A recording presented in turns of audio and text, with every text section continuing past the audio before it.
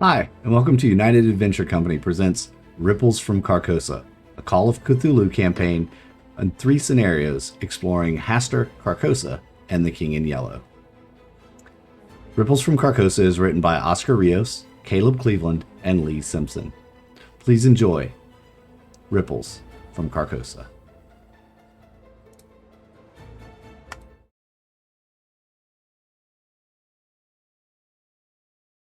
So as you board the barge, 5 large marble couches await you, adorned with fluffy cushions and an attendant for each person, holding a glass of wine and a platter of snacks. As you're served courses and courses of appetizers and making conversation with the other dinner guests or one another. The minstrels play their tunes as you sit back and relax. After a long day in the hot sun exploring the city, it's nice to put your feet up and rest. On vacation at last. You shove off and head up river, away from the city, the oars making a lapping sound in the water.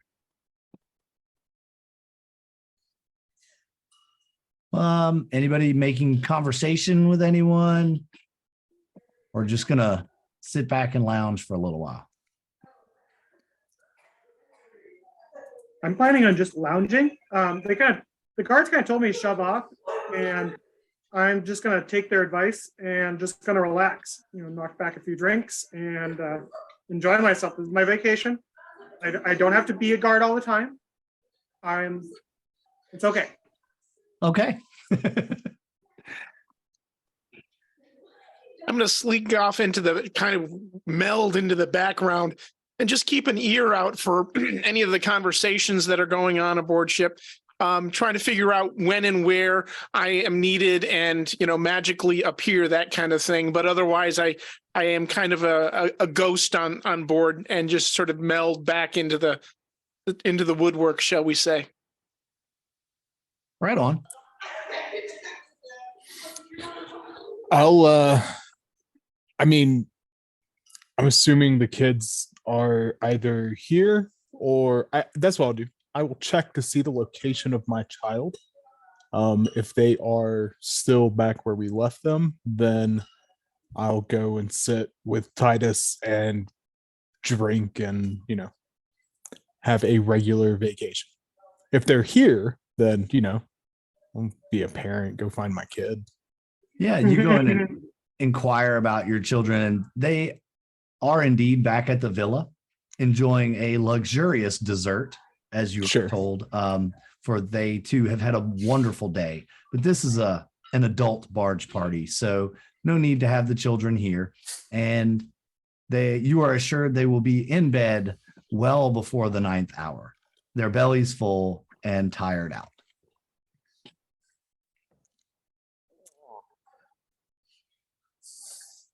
Yeah, then I'm gonna go drink, I guess. If you are very sharp, I think you could very easily get a lot of money out of Titus because he doesn't really care. He's not penny pinching right now.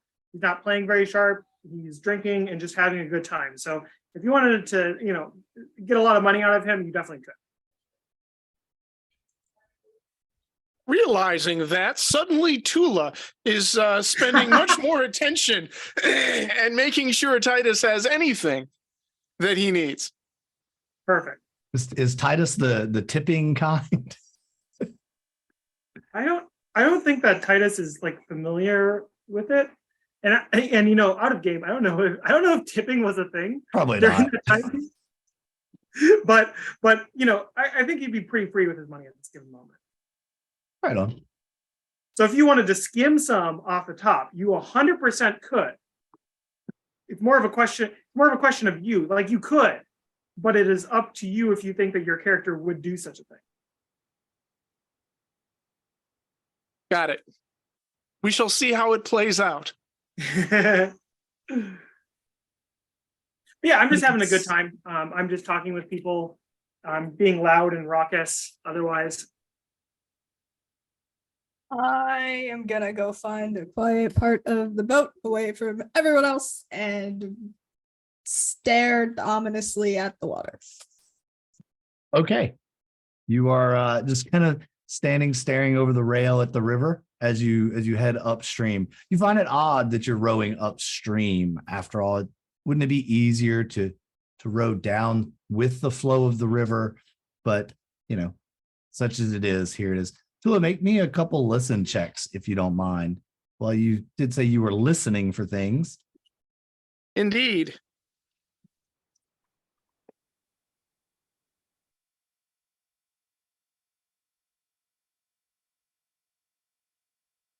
Uh, 18 out of 65 I think you heard something. and 27 out of 65. All right. Yeah, you pick up a couple of conversations.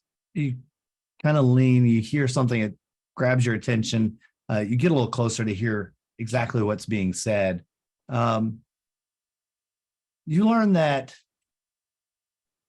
the people that are behind this play, the players themselves, not the author so much, are known as the Cult of Hastur.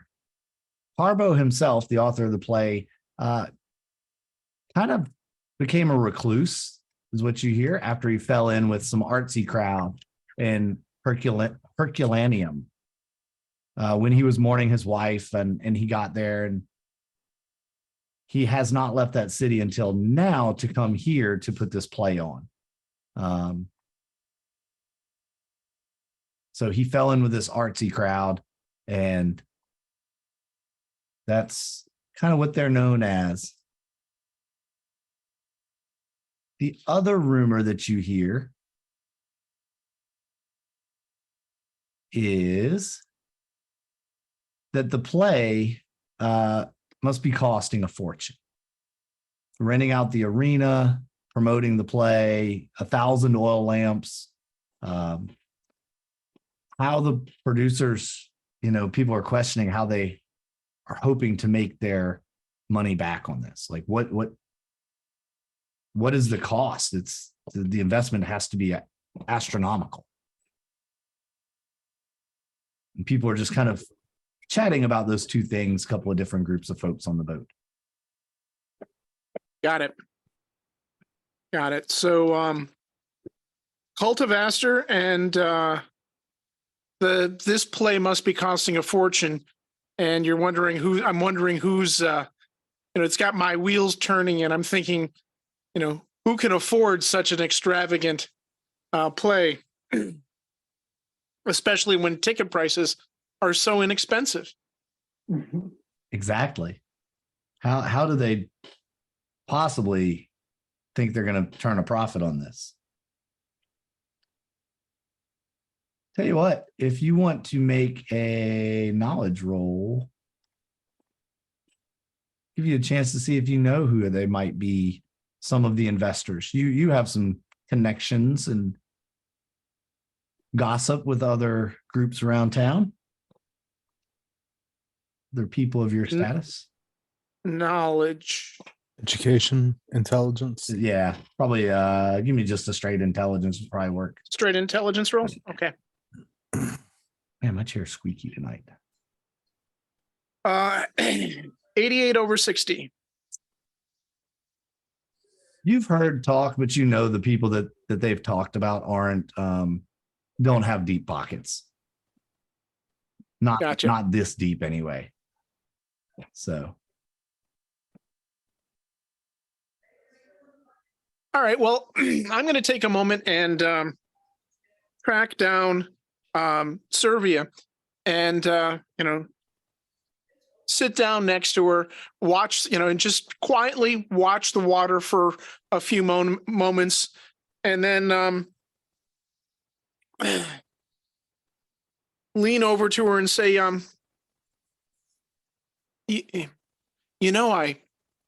tried out for the play. Really? Yeah, I tried. I didn't make it. The it's a very odd performance. There's only 4 major parts. And they have dozens of people studying for those parts. All of them are slaves. They're not actors. They're not performers. These are slaves, and they are trying out, looking for those that can handle the role. And as I recall, something that's a little disturbing. Do you remember the child that we encountered in the gardens? Yes, I do. Yes. She said that there's only one queen or something along those lines, and that queen is Casadilla. That was the part that I was trying out for, but didn't make it. Perhaps that is how they are avoiding hefty costs, not paying their actors, I assume. Oh, well, if they've got all of these slaves, I imagine they had to buy the slaves, and well, they are probably cheaper than actors. There is still a cost involved, in addition to the 1,000 lanterns and renting out the venue and all of the rest of this stuff. It would be a rather expensive undertaking. And from what I remember and recall of those that I spoke with, I don't see where the money is coming from. Something is not adding up. Well, I look around and I lean in closer, and the director of this production, Carbo, I hear tell he's from the cult of Aster. I never heard of such a cult. Interesting. Well, certainly this will be some interesting play to watch then, if not a bit unorthodox. Indeed it will. I've also heard rumors, though, that an old, not friend, but someone I knew, nephew of someone quite important, Octavius, the local prefect here, is quite obsessed with this production.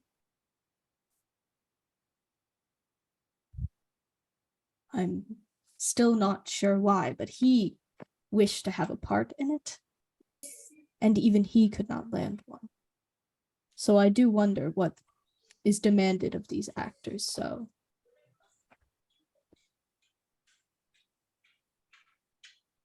Yeah, I'm not sure. I know I was unable to meet the standard.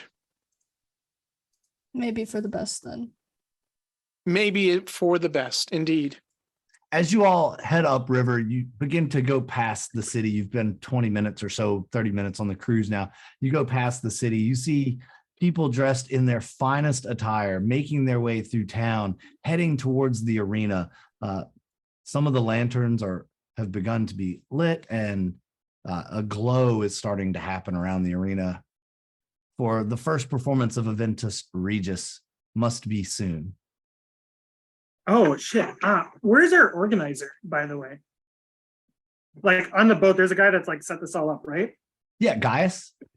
Gaius. Yeah, I want to You flag haven't him seen down. him since you've gotten on the ship. You haven't seen him. He's had attendants take care of you. Other folks have come and checked on you, but you've not seen Gaius. A little bit like a drunken asshole. I'm gonna ask like the nearest servant to bring Gaius to me.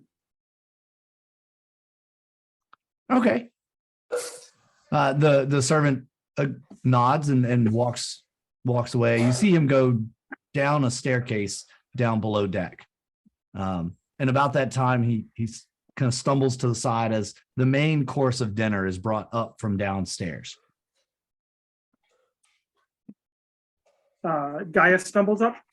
No, it's a bunch of servants carrying food. Oh, okay. They lay out your first course of your dinner. I'm gonna while they're bringing them out, I'm gonna grab the sleeve of whoever. I was told that this was the finest establishment, right? And the first showing is tonight, right? Of the play thing, right? Yes, sir. Well, so we get the second servings. We get second course on the play. Well, I don't know. I'll have to get Master Gaius for you. I'm Oh, sorry. you should. You should. I was told that this was the finest possible event, and we get second course on the play. That seems unfair to me. I'm sure Master Gaius will have the answers for you. Let me go and find him, please. He looks a little shaken and a little taken aback by your aggressiveness of questioning this obviously unknowing slave and servant of the villa. But he runs downstairs hurriedly. As dinner is laid out, you begin eating. And I'm going to turn to whoever is next to me. I don't care who. And I'm just going to say, look, I don't even care about the play, right? But it's the principle of the thing. If you're going to say that you're the very best and we get the second course, that just feels like, that they're lying to us in some sort of way. Again, I don't even care about the play. Now it's probably fine. One of the ladies sitting next to you says, "It's fine. I'm sure it's just so that they can work the bugs out on the opening night, and then we get the better performance the second night." Oh, you know what? That's a great. Maybe that's what Gaius planned the whole time, and I'm gonna totally just switch my tone of voice about it, just utterly convinced by this line of argument. Nice. As you're getting in about halfway through the first course of your meal, about an hour has gone by. Suddenly, the music screeches to a strange sound. The barge lurches hard. Everyone make a listen roll for me. And the barge begins to lurch and spin in the water. Ooh, lurch. You kind of stumble into the table and drop your food. What's the base listen? 20? 30? 25. 25. 25, yep. All right, I passed with 10. I did not with 51. Failed. And I did a 31 out of 65. Wow. Okay. So Servia and Tula, you both hear a groaning and snapping sound, almost as if a large tree is fallen or felled. About the same time the barge lurches, you hear this large cracking and groaning. Just moments later, after everything shudders kind of to a stop and you hear the water lapping the side of the barge, Gaius comes running upstairs from below deck. So, my friends, I apologize. We've had a bit of trouble below deck. It seems our clumsy pilot has steered into some rocks near shore. And unfortunately, while we're in no danger, there is a small hole in the hull and we must stop to make repairs. There's no danger.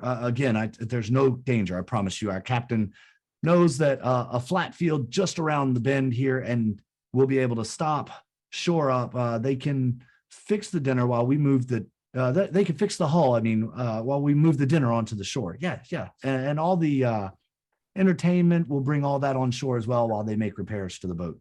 But again, my deepest apologies. I'm just gonna loudly say boo and then thumbs down it while he's talking. I promise you will hardly notice the interruption. Please, I apologize for this embarrassment. Your stay at Ravelous is extended an additional day without charge, of course, without charge. I am instantly swayed by this argument and cease my booing. Free day? I'm here. Free day. Considering the circumstances, I find myself a large pitcher of wine and several goblets, and make sure that my charges are indeed topped off with a complimentary glass of some of the ship's finest. Of course. Excellent. Everybody make a spot hidden for me. Ooh-wee. 2. 2, as in 02?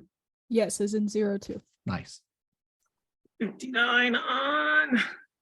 Ooh, 59 on 60. Pass. That's right, boy. 77 on 50. All right. So 27 on 30. All right. So everyone other than Tula, because you're busy filling the goblets with wine, you notice there is a splatter of blood upon the bottom of Gaius's tunic. You're doing blood sacrifices? What the hell? Yep. Maybe he just tripped in the goat. You know, maybe it's like really fresh, and you know he just tripped really, and fell really fresh. in the kitchen. You know, these things happen. We're all gonna die because of Hey, this. man. anyone who made that spot hidden can also make an insight roll now if you'd like. Since you see something odd, I'll give you the insight. Insight. He hates goat, and it's not goat blood at all. I did not pass. I did not pass either. I got 10 on 15, so barely passed. So barely passed. Okay. You can tell, even in the state of inebriation that Titus is in, he can tell something is just not quite right with Gaius's story. There's something off. A little bead of sweat across his brow, maybe, or the nervousness in the tone of his voice. You're familiar with these things. You know when people are not being completely honest. Sure. You deal with senators on a daily basis. You know when the people are lying. Yeah. Well, I'm going to do what normally gets me out of this situation. I'm going to stand up. I did say I have my sword with me, so you know there's no getting around that. I'm just going to walk down the ship. You know, I'm tipsy. I am a centurion. I've got this. No subtlety. I'm going to walk down the ship. I'm going to see what's what. You want to go downstairs? Okay. As you head that way, two of Gaius's personal guard kind of step in front of the staircase to block your path. They kind of stop you. Sorry, sir, this area is not for the guests. And Gaius turns around. Please, Titus. There's no need for you to go down. It's wet and that's the kitchen. Come back. There's no need. Thinking quick on my feet. I'm just gonna like bald-faced lie. I served on a ship for many years during my time as a centurion, and I think I could lend a good hand towards the boat people while they're repairing the ship. Sure, make a fast talk or persuade, whichever your choice. Sure. Can I make a slur talk roll? Yeah, a slurred talk. Yeah. Slur talk roll. Let's see here. I don't have either of these things. Can I make a status roll actually? Because Sure, you're using your centurion. Yeah, you're using your role and occupation. Sure, make a status roll. Right. Oof, skin of my teeth again. 29 on 30. 29 on 30. I'm sure it's not that. I'm sure my folks can probably make it. I tell you what, Titus, if we need your help, you'll be the first that I request assistance from. Is that fair? I'm just gonna kind of like, not full on stumble, but kind of push my way through, and I'm gonna glare at the like guards, like, oh yeah, do you want a piece of me? Sort of way as I kind of push past them. You push past. I'm being helpful. Like they can't get mad at me. I'm just being helpful. Gaius. I'm on vacation. Hand and up I'm to being the crew helpful. and Come on, guys, don't be a bully. They allow you downstairs. Is there a hole? When you get to the bottom of the stairs, you see the kitchen is ransacked. There are dead bodies of the crew on the floor. And there is a man, a large man wearing a bronze pendant emblazoned with the yellow sign, laying on the floor with a dented bucket next to his head. The barge is beginning to take on water. You see that. That seems, by my qualitative and quantitative assessment, not good. So, God, what did I do here? I'm just going to charge the guy. I don't know. There's a guy wearing a strange symbol. I'm on a barge. He's unconscious on the floor. His head is bleeding, and there's a dented bucket next to him. A dented? Yeah, like a dented pail, like a metal pail. But there's just a bunch of dead people down here, right? Like there's no immediate threat. Yeah, there's no immediate threat to you. Yeah. I'm getting my sword out.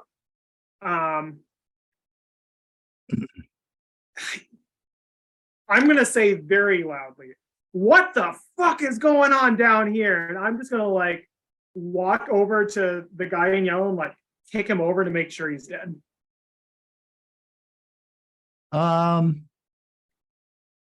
Yeah, he's actually dead. Yep, he is totally dead. Super dead. Super dead. His face is just Super dead. smashed with this pail. He's dead.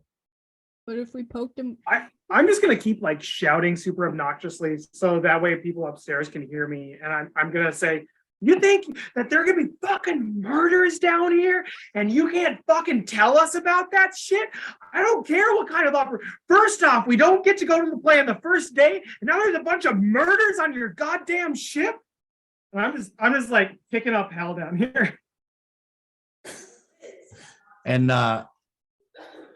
about that time, the two of the guards that were at the top of the stairs come down. I don't even care about the goddamn hole. What are all these bodies here? Sir, we're gonna have to ask you to quiet down. We don't know what.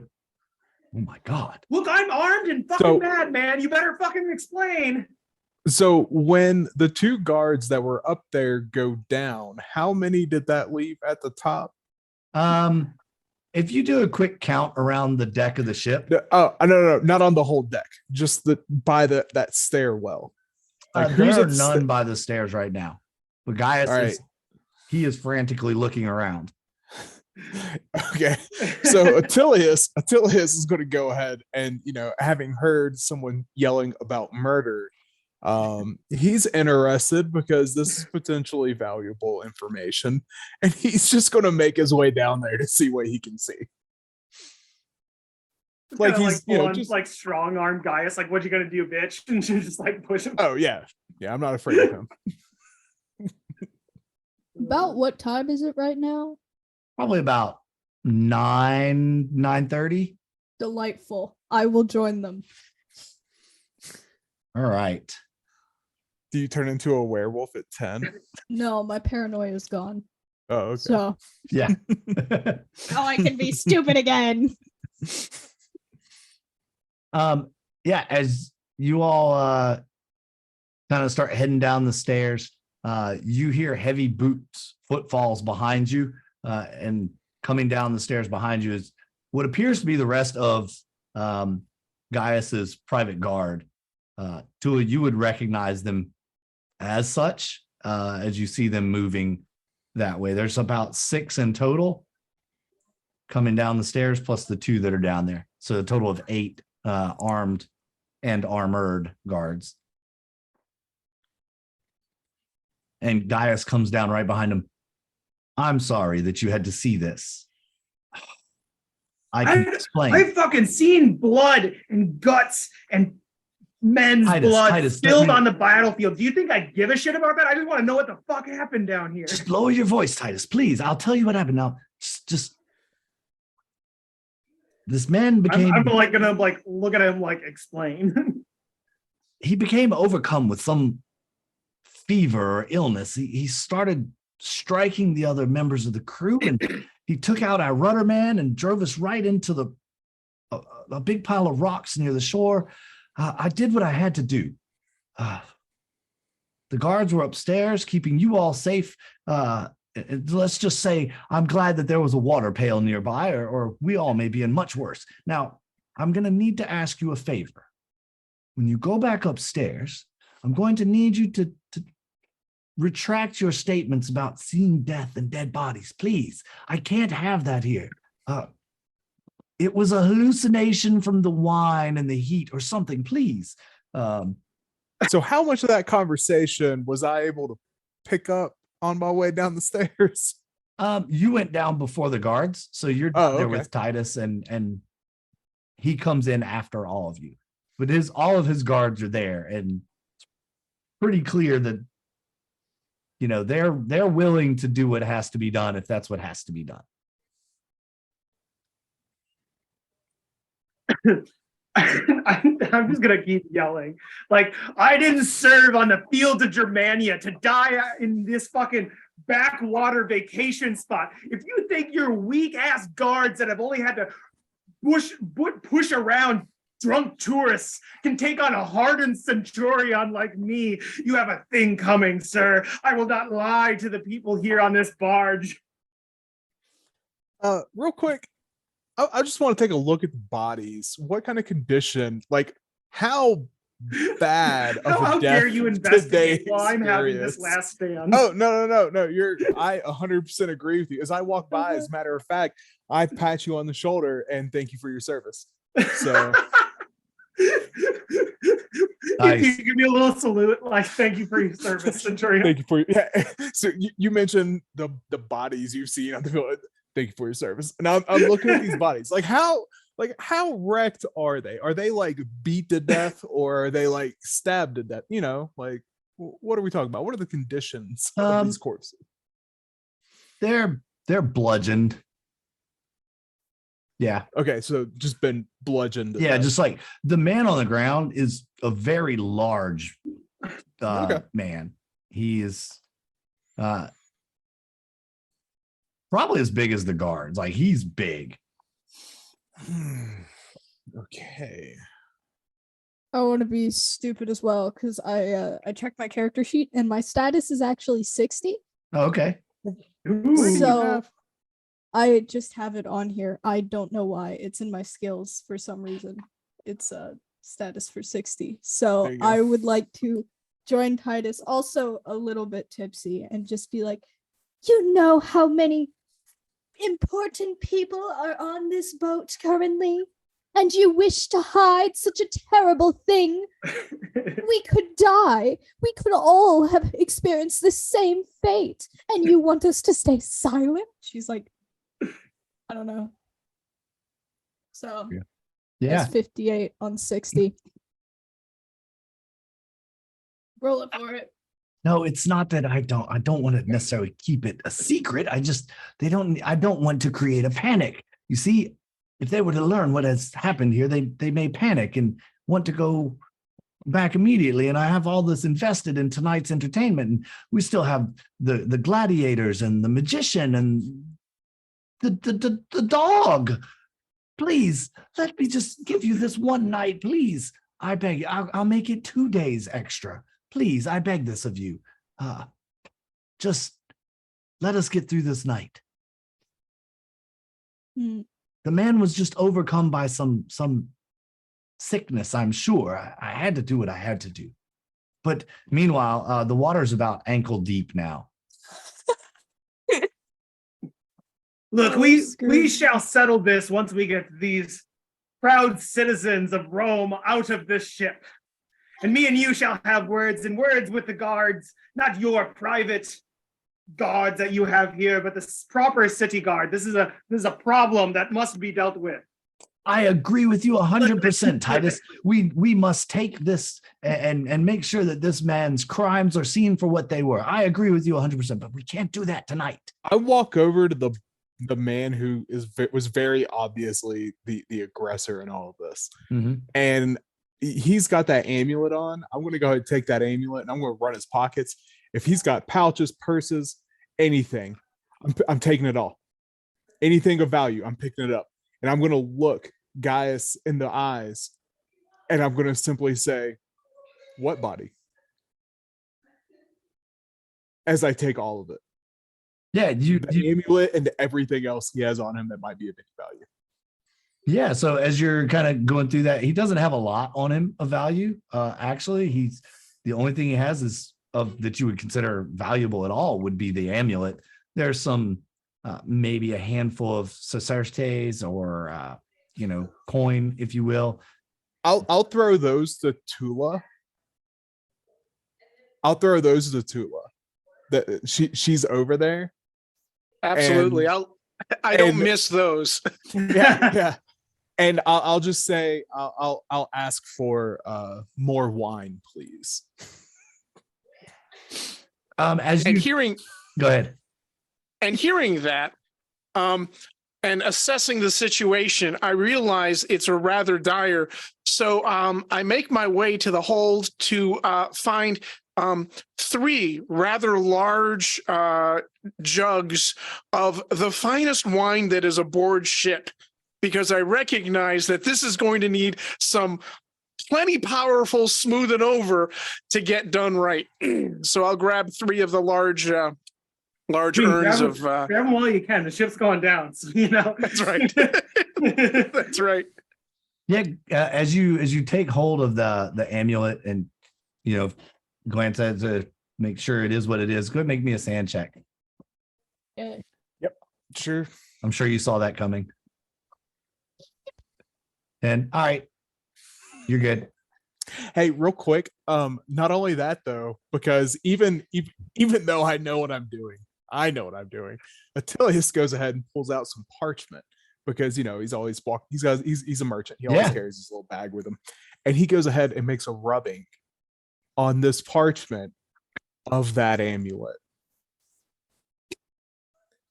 We call that patient 0 in the clinical world. Yeah. Okay. All right. So you make a rubbing of that. Okay. Cool. Yeah. Yep. And I pocket all of it. Because all of this has a value to someone. Are we about to start the zombie apocalypse in Rome? Maybe. All right. Anyways, I'm gonna help get people off the ship, but I'm giving the stink eye to Gaius and his guards whenever I can. Gotcha. Yep. As you as the captain, has finally steered the ship to shore, gotten the hull up out of the water so they can start working on it. Gaius has come back up on deck with you all, explained it's just some people bumped their heads. There's a little blood. It's okay. It's not a big deal. But we're going to move everything onto shore now and finish the night. Master Titius here, he's had a bit to drink and, well, things get exaggerated. So we're going to go and have a dinner on the I'm just in wall. the background, staring fucking like bullets into his back of his head while he's saying this to guests. Everyone on deck looks a little shaken by all of this with the commotion downstairs, the hole in the boat, everything is, everyone's a little shaken. And they move out onto the kind of open grassy area here, not far from the barge, but far enough to give the folks room to work and get away from the mud. Some of Gaius's men, they hastily erect a pavilion tent in the field, and they move some of the heavy couches off the ship all the way out into the large pavilion that they've set up. They've set up fires for light and furs laying out to cover the ground. torches are set up to create a path so you can see where you're going. And Gaius welcomes everyone into the now pavilion. Everyone can make me another spot hidden. Be hiding more bodies. I don't see The shit. furs are actually skins of other slaves. No. Fail. I'm blind. I'm drunk. I don't see anything. Spot hidden, you said? Yes, please. Fail. Fail. Hell. We don't And see I'm busy shit. making sure wine is being distributed liberally amongst my charges. And I I lean into Attilius and say, thank you. That was a very generous offer you made.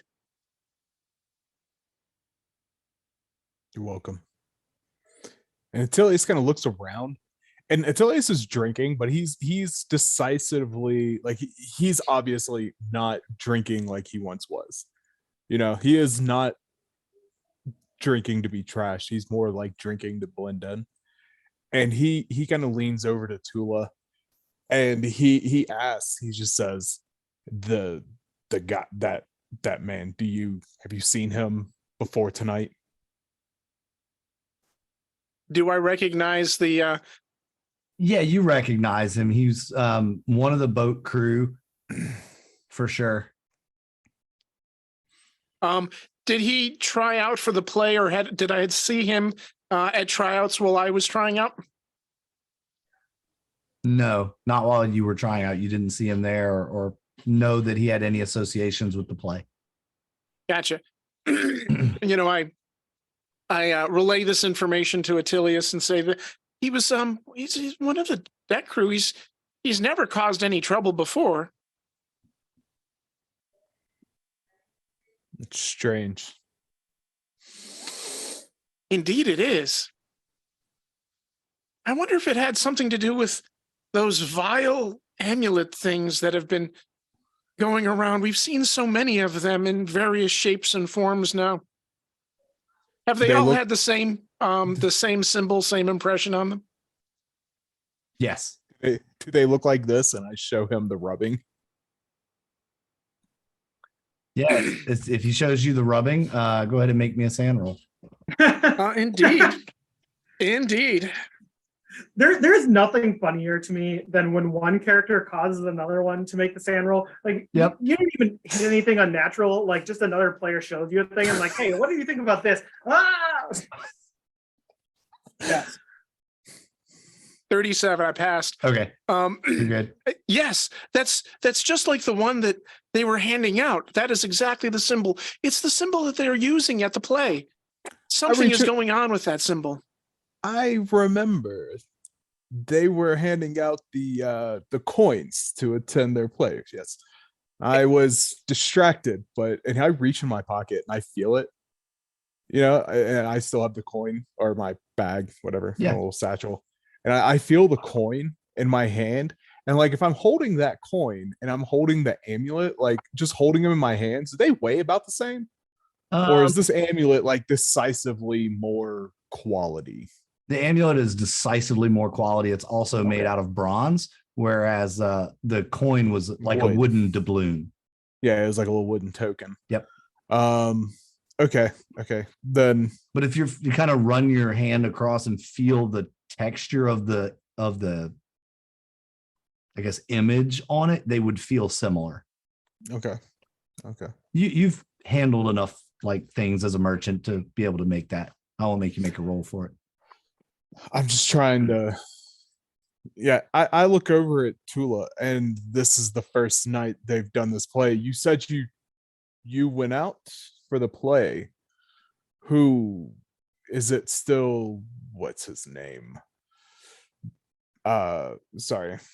Livius Carbo. Yes.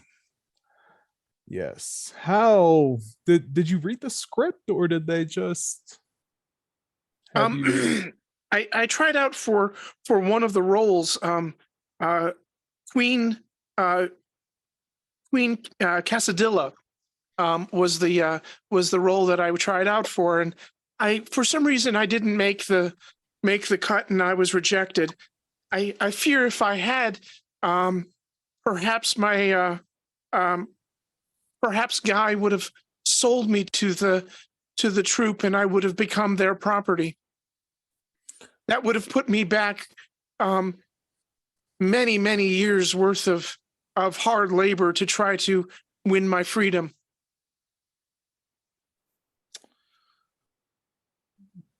The play. What was the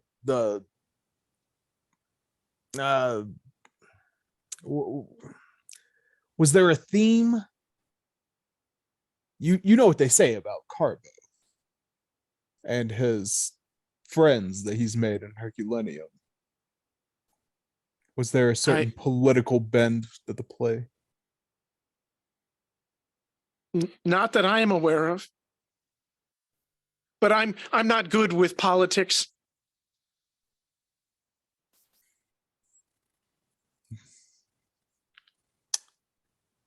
Is there any way to know, like, kind of what the politics of this area would be as far as imperial versus republican versus authoritarian? Like, those were the three big ones going at the time. Yeah, you would see this as more of an imperial area. Okay. Okay. Definitely the city itself is set up very caste style. You know, you have the villas on the hill, and then the merchants, and then the peasant folk live outside the city. Yeah. Okay. Okay. Do you have is that religion? What, I'm trying to remember what they call it in this one, in this version. What no. year, by the way, are we in the Roman Empire? Oh, you're going to ask me a question that I have to go look up in the book. Are we Christian or not? Yeah, are we Christian yet? My question is mostly, are we Christian or not? I'm judging by the fact that on my character sheet, the Middle East is referred to as Arabia Magna. I'm going to say probably not. Probably not quite there yet. It doesn't actually give an era, like a time. But yeah, based on the other stuff, I think it's pre-Christian. Not to say they're not here, just it's not the dominant religion. It's not the dominant. Yeah, Christian conquering has not occurred yet. Okay. What's his name? Okay. I just have to know, like, when I'm ranting about Germania, like, you know, what perspective to come from. Gotcha. It's the fact they're uncultured, not that they're unreligious or pagan. I'm sorry. Oh yeah, they're pagans, but they're the wrong kind of pagans, you know? Yeah. So They don't even believe in Zeus. What fucking heretics are these? okay, so everyone, we're all on this, and they got the table set out and wine, food, all that, right? Yep. And the magician comes out and begins his first performance of the night. Performing sleight of hand tricks, things of that sort. Just There's something really magic. funny about, like, a magician just trying to come out and entertain a crowd. Like, there's been some murders, and there's just like a magician trying, hey guys, what if I make this ball disappear? Does that make you feel better? I'm sure it's not the strangest crowd the magician has had to play for. Yeah. He's struggling, but he's been here before, sort of thing. Exactly. Yep. And at the end of Corellius's magical performance, he wraps up the course of bread and soup is taken away, and out come the cheese and vegetables and crab stuff, boiled crabs stuffed with breadcrumbs. Second course of dinner, and as you start in on that, Dives and his trained dog Muffin come out and perform a comedy routine and tricks of, you know, various types. As you eat and enjoying that. We'll say for Tula, this is you were told this was a new play and nothing has been written like it before, and that your role as the queen, you were asked to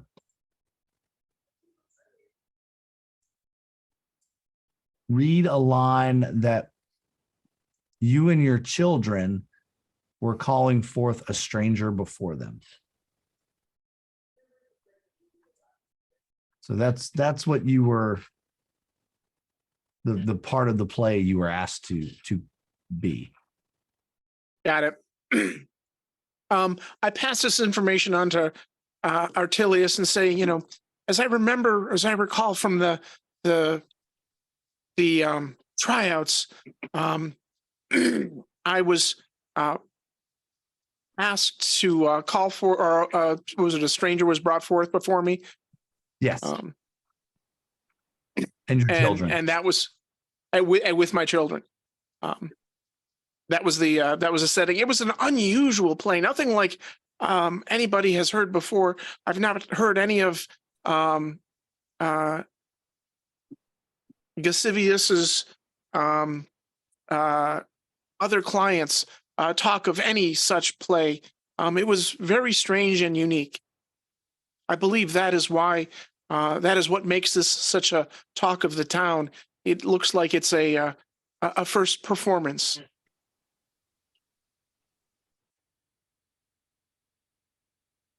Oh, Carbo has been willing to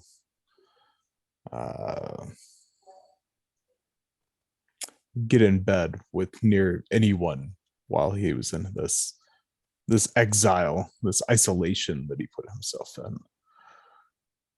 I look forward to the play, although I suspect that it may be one of the last that he writes, given who he has been recently associated with. The Emperor will not tolerate much from him after this. Okay. But the people that were there, just nothing.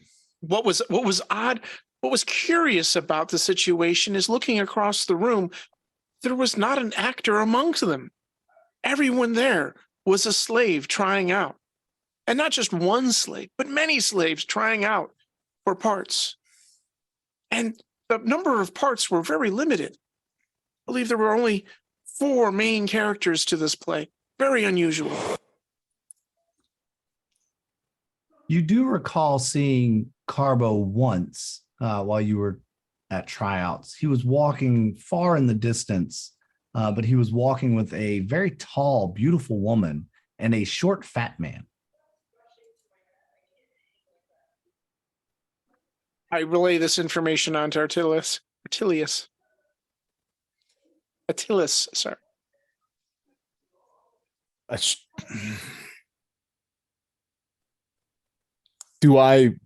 Can I make like a intelligence or an education roll to kind of figure out who these people are from his description, or is it not even all that important? You know what? As a merchant, I'll let you make a roll. Yeah. Knowledge, intelligence, or yeah, that works. 22 on an 85. Wow. Nice. The description, which is much more detailed than just a tall, beautiful woman and a short, fat man, describes their clothing, the way they walked, the way they carried themselves, the way they conversated with Carbo, leads you to believe that these may have been his investors. Okay. This is the money behind the play. Plays don't get made without producers. That also means that he owes a lot to these people. keep an eye out, Tula. If you see them, please let me know. Indeed, I will.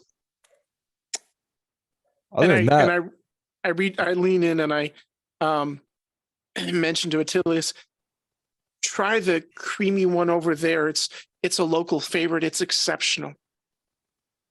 Pointing to the cheese.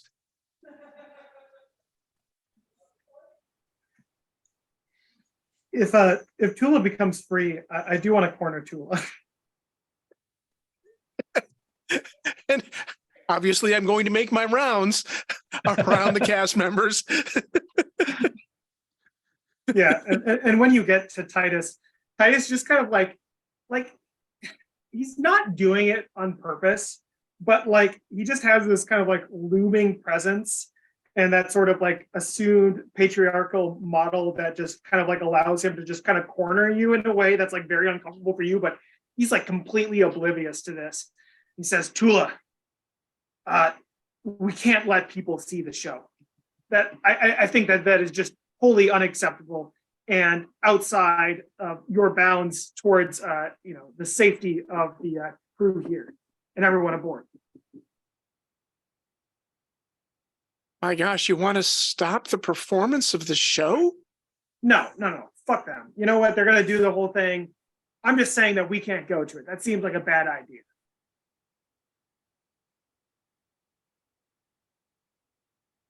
I don't know. Master Gaius has invested so much in these tickets and this performance. This whole weekend is that is the pinnacle of this entire getaway. Look, Tula, how much money do you owe still to this Gaius guy? Hey? Oh, that is something I do not talk about. I'm gonna like raise an eyebrow and start like counting my coins. I have 3,000 coins.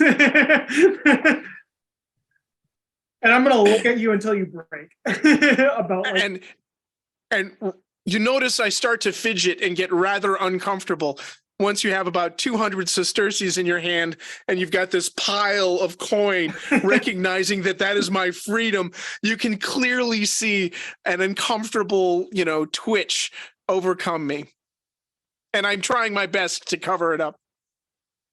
Look, I can rest in the great halls of the dead when I pass from this one, and I will be determined by the actions that I have done. I have already shown that scum in Germania what they deserve, but I can't abide the crew that we have here going to the show, which will obviously harm them. And I need your help, Tula, in order to convince them to not go to this thing. I'm holding like 200 in my hand. You can see there's this huge moral turmoil going on in Tula's mind right now. Her brain is racing. She is thinking of the years of toil that sit in his hand and what it represents and the possibilities of being a free woman. The one thing that she has strived for and had attempted to get, and all he asks of me is for some assistance. I will say, but of course I will. My role here is to help in any way I can. To make your vacation and your stay here as pleasurable as possible. All right, Tula, of course. Well, for safekeeping, of course, I'll hold on to these. Like there's this like moment where I'm like holding them and they're like kind of close to Tula, and you like lean in a little bit, like maybe like expecting some of them to be given to you, and I just like pull them back and put them in my pocket and say, of course, once we are all safe out of this, those will be yours. Oh, you are so generous and kind. Don't bullshit me, Tula. I know what I'm buying for you here. Don't butter your words for me. I am in too many drinks to be swayed by such sort of persuasions. Oh, I'm sorry if I have offended. And with that, I magically, an urn of wine magically appears in my hand, and I I fill his glass, and I lean in and point out the particularly fine local cheese and say, make sure you sample that cheese with some dates. It goes very well. Even Titus is kind of like anger and frustration about the thing, is like swayed by your like retail superpowers and like deflection. Like directed Nice. towards the dates. Great. What has Servia done in all of this? Like, Well, I don't know. I've just been walking around looking at people, just trying to gauge if anybody else actually took what Titus said seriously. If like, oh, okay, gotcha. Because- Yeah. of course Titus thinks everyone took him seriously, but I just want to make sure that like there isn't going to be widespread panic. It looks like most of the people have settled in and are laughing at Dives and his trained dog Muffin as he performs these silly little dog tricks. You are sure that your children would be quite amazed, but these people are probably about into the wine enough that they've forgotten about anything Titus has said. You do notice off in the shadows to the outside of the fires, there are some of the slaves that have set up the tent and everything. They seem to be drying themselves off. Like the ones that were like down and passed out, or just No, they were some of the ones that came to help set up the tent. There were tons of people that came pouring out of that boat to set all this stuff up. You're not even sure how they all fit in the boat. There were so many of them. But yeah, they seem to be like drying themselves off and just kind of milling about waiting for this thing to be over. I guess I'm gonna find Tula. Tula is very popular. In the fashion of the party, I guess. And I'm just gonna kind of be like, point to them and be like, do you think they're all right? I mean, there was a lot of commotion. I know they won't trust me if I approach, so do you know if everyone's all right? I look at Servia and go, well, you were there and you saw those poor people and what happened to them.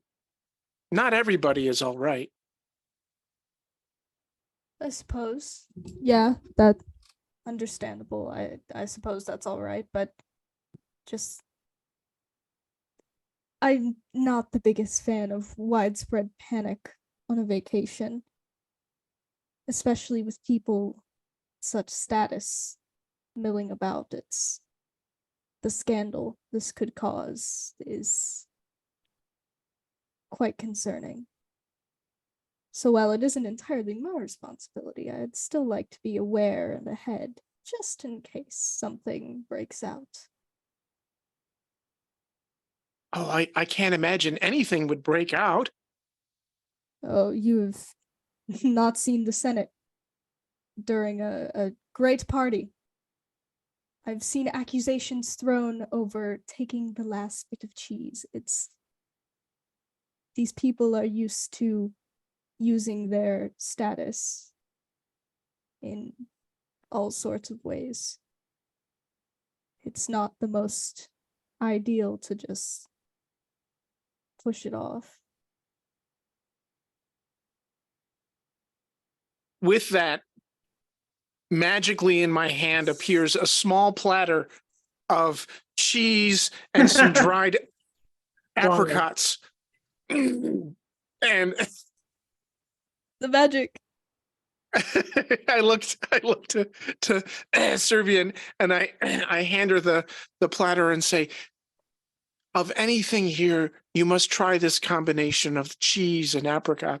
You will find it exceptional. It is a local cheese, and the apricots come from, in fact, the gardens that we were just walking in earlier today. But if your concern is with those servants, those slaves over there, I can go over and inquire to make sure everyone is all right. Best to. Yes, that would be lovely. I know how fast a rumor can spread. Indeed. And with that, I just kind of disappear and and head on over to the sopping wet servants to try, or slaves, to try to find out what's been going on and why they're soaking wet, and why aren't they doing their job? Sitting around being soaking wet on the side of the banks does not seem like appropriate duties for them. Yep. All right. You head off to talk to the slaves in the shadows. Attilas, Titus, the two of you see Gaius kind of going couch to couch. He's leaning into a couple of the gentlemen, whispering, and then he kind of steps away and shakes his head. Dog and Dives, the trained dog Muffin and Dives, wrap up their skit. Everyone claps for them and they go away, and the music changes to an Arabian theme, and out come two beautiful dancers. They have very dark hair. They are slight and alluring. Obviously they're siblings. And Gaius, now he goes back to the first gentleman he talked to.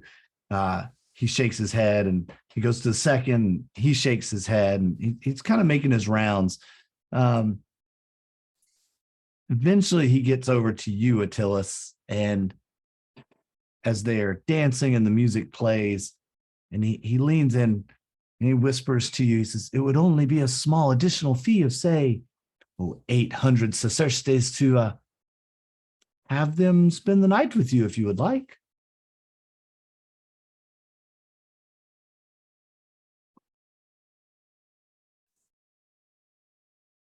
Tilius just kind of turns and looks at Gaius. And he looks back at them.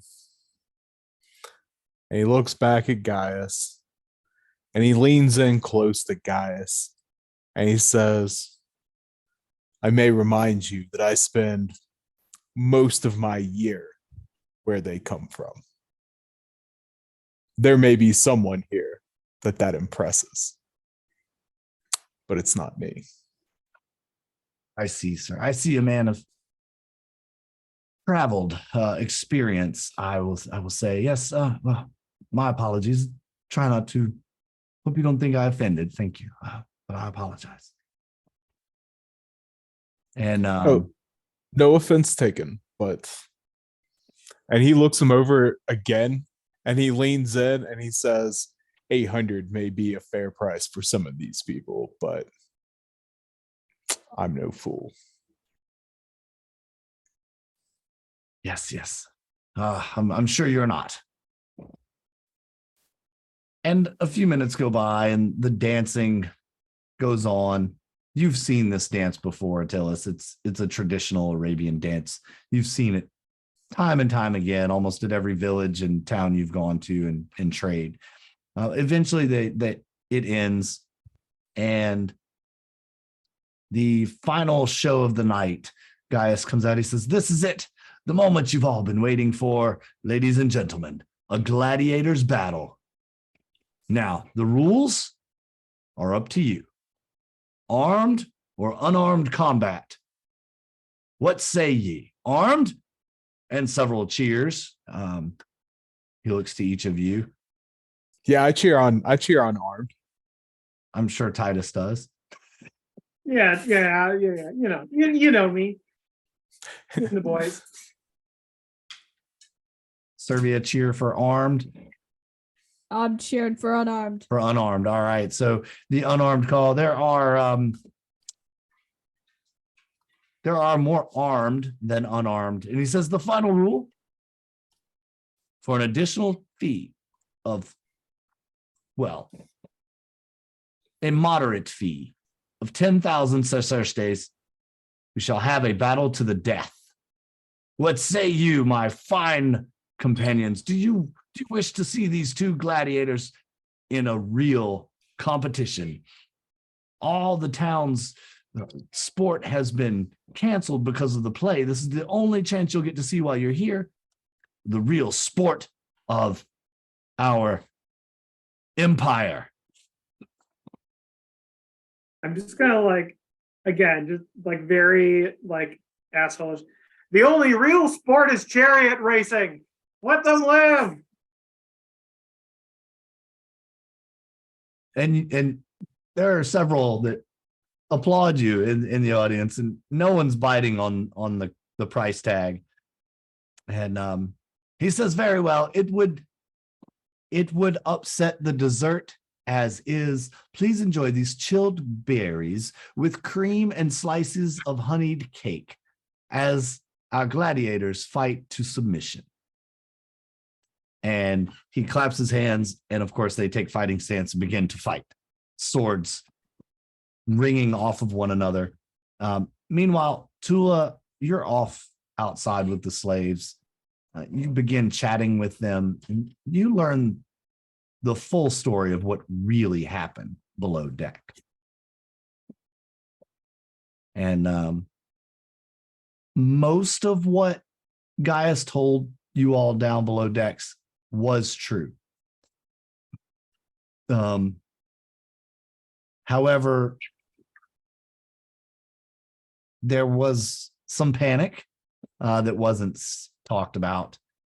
The many crew members tried to stop this brute before Gaius was forced to kill him. But he did intentionally steer the barge into the rocks, and Gaius was forced to kill him. So those two are true.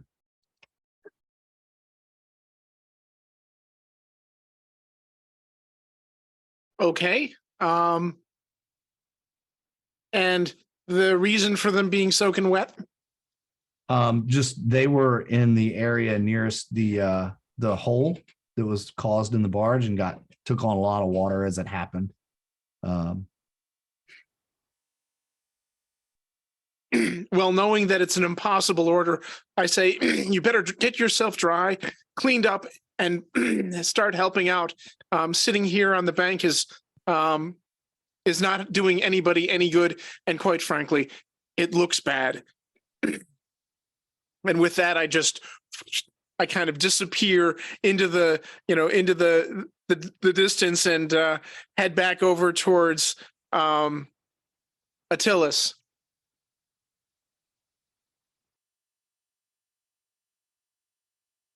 Cool.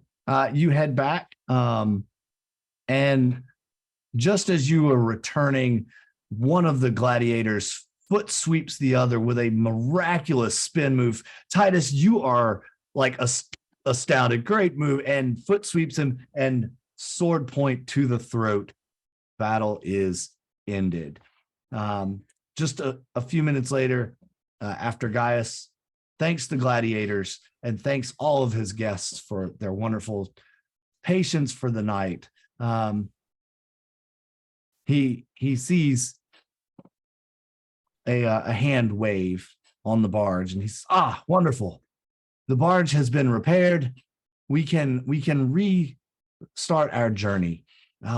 Give us just a few moments to move your couches back inside, and then we will get you on the ship. Everything will be struck down, and we will start our journey and begin our back to town. It is quite late indeed, and I'm sure you all are ready to get rested for tomorrow's excitement. So as you all get on the barge, the camp is struck quickly and everyone is moved back on board.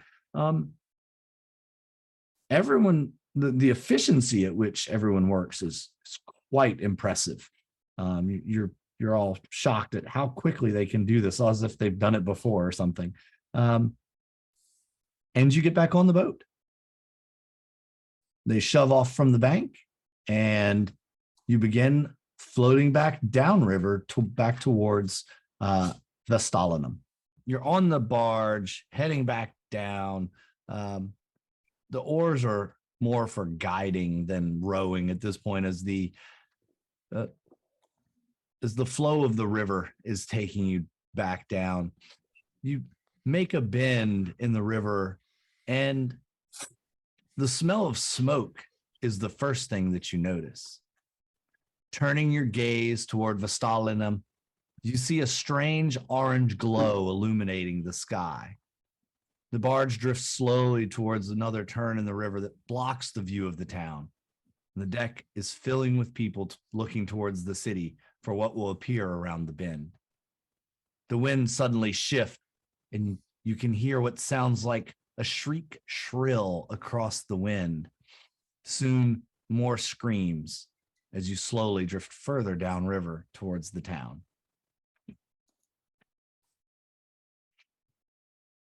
Rounding the next bend in the river, you see that rounding the bend in the river, you see that much of the city is in flames. Boats moored at the dock appear to be on fire. It looks as if people are running everywhere. You see what look like torches running through the night. Screams fill the air, and there are dark stains that are shown on the sides of the buildings. You catch sight of a figure jumping from the top of a roof. An old man, it appears, runs out on the docks and bursts into flame. And what looks like a large group of people rush after another woman who's running away from them with her children. I'm gonna start yelling. Yeah, madness has gripped the town. Let me know when I can start yelling. Well, not only do you start yelling, but Gaius also, turn her about, Yeah. not landing, take us back upriver now, we are getting out of here. Yeah. Let's go. Don't you everyone fucking make me get a near those sand check. goddamn docks. Yeah, everyone make me a sand check at the sight of this madness that is occurring. And those of you with children, what is your reaction to this? Oh no, we're going to those docks. Yeah, no. I know guys thought we were turning around, and that was real cool of him, but he was wrong. So whoever it is that's steering. Oh, I passed. I rolled a 12. Whoever it is that's steering, I'll draw my sword and point at the docks and just let them know, be like, your life depends on me getting over there. Yep. Those I will also point out I am not a small man, Yeah. nor do I look like I don't know what the hell I'm doing with this sword. I have some bad news. I have some really bad news. I would very much like to, if he's doing that, I'm just like Leroy Jenkins, like coming in, like gonna body check him into the water or attempt to. Like fucking swim is my delivery as I come. You would tell us? Yeah, tell if he's like turn the boat around. I'm like, no, we're not fucking touching that boat. You can swim. I didn't say turn it around. I told him he wasn't turning it around. He just needed to go ahead and go exactly where he was. Yeah, no, we're not going near. That's fine. That's run fine. up to it. I look at Attilas from across. Say, Attilas, you can fucking swim. Get in the water. Okay, I'm gonna be reasonable, and We both are just standing there, swords drawn, unhelpfully looking at each other. and I'm just gonna look at that, turn away, and walk around and look for a boat, because assuredly they have some sort of boat, small, on the side that I can steal. Because Nope, not here. This is not the What? 21st century. Yeah, we are rich, could we not afford? no dinghies on Rescue this boats? barge. Never heard of her. If you passed your sand check, just take one. I did. If you fail, give me a 1d3. I lost 2. 2. All right. Cool. If you're trying to convince Gaius to stay the course, I'm gonna need a status. Is Gaius steering his own boat? No, but Because he I is. was talking to the person steering Yeah, the boat. and Gaius is going to tell him, nope, you don't listen to him. You listen to me. I'm your master. I'm telling you to turn this boat around. All right. Time to use my status. All right. I'm walking. That is gets you nowhere when I have a sharp stick. Attilas is like, you I'm talk to him. I'm fucked. gonna stab this mother. I'm fucked anyways. I got a 94. Nope. He does not care. Nope. I want to slap Gaius with the flat side of my blade across the face, point at the pilot, and tell him, stay the course. When you hit Gaius with the flat of your blade, 4 guards are immediately surrounding you, swords drawn and pointed at you. Oh, I mean, it's their funeral too, but that was an 11 to hit them. Should I roll damage? Because I have a damage bonus just if I was just hitting them with my bare hands. I mean, yeah, you can roll damage. Yeah, let's see how bad this gets. Sure. So a long sword is a D8, but I'm not using the edge. So would that just be a D4? Yeah, just do a D4. It's a blunt. That weapon. feels right. That feels right. Yeah, it's a blunt. So 6 damage. Wow. Told you I'm a big man. Yep. Yeah, the guards kind of rush you, draw their weapons, and they command you to put down your weapon. I have something helpful that I can like break in here. Sure. I like the idea that like while Attilas is like fucking around with this guy, like can I just like come up behind him and then just kind of like grab him by the waist and be like, I will help you get your son, but we must leave. Or like grab him by the shoulder, you know, or something, and be like, you can't win this one, but I'll help you. So having damn near knocked Gaius unconscious, I don't know what his HP is, but I know what mine is. So I was just saying, I wouldn't want it. So I would look at him, I look at his guards, and I grip my sword tighter, and I look at them, and I tell them, just looking straight in the face, I break horses. I will break men. The future of this empire is in that city. We will get to that dock. Tell you what, I'm gonna try to wrestle him. Like I'm gonna be like, we can fucking swim, Attilas. You can fucking yeah. like my Attilas, with that, make a persuade roll for me and give yourself a bonus die because you are using violence with this. Is persuade fast talk? Is fast that talk the or same persuade, thing? same thing. Yeah, Okay. go for it. Either one. Right. But you get a bonus die. Okay, so I gotta figure out how to do a bonus die. Oh, I think I figured it out. Okay. So a D10 first. So the first D10 is a 10. So wow, that's gonna all right. Second D10 is a 6, and the third one is a 9.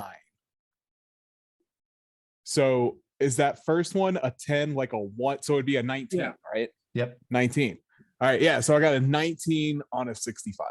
Yep. He says it's staggering backwards, giving room for his guards to make a wall in front of him. Guy says, I will make a compromise with you, Attilas. I understand your children are in the villa, and I understand you must be quite frightened for their lives. We'll pull ashore short of the docks, allow you and your friends to exit, to retrieve your children, but I cannot risk my crew nor these other fine companions on my vessel. I have a duty to protect them. They do not have children in the villa. Is that an acceptable compromise? Yes, I have a duty to this empire, the same as all citizens. Get us close. I will get you close. I'm gonna correct him and say I'm not his fucking friend. Acquaintances, we met here. Yeah. He was Yeah, around we in just time met for like a while, yesterday. He is and then not. he sobered up. He is not my friend. Not my friend. I'm We helping were friends him. when the wine was flowing, but not now that swords are swinging. Look, I'm just not comfortable with that label for our relationship right now, and I just, I don't want to give the wrong impression. Yep. He says, if it, even we'll even wait for you if you wish.